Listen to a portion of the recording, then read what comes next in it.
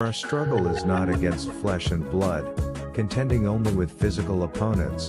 but against the rulers, against the powers, against the world forces of this present darkness, against the spiritual forces of wickedness in the heavenly supernatural places.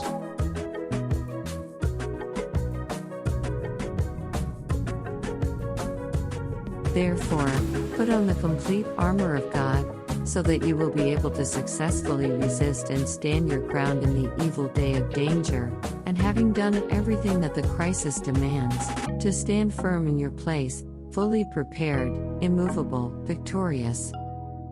So stand firm and hold your ground, having tightened the wide band of truth, personal integrity, moral courage, around your waist, and having put on the breastplate of righteousness, an upright heart, and having strapped on your feet the gospel of peace, in preparation to face the enemy with firm-footed stability and the readiness produced by the good news.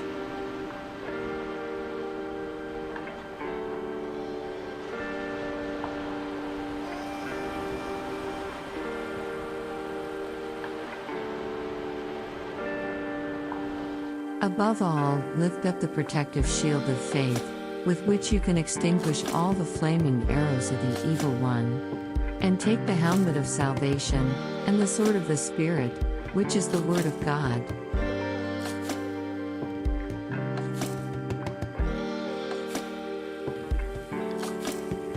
With all prayer and petition,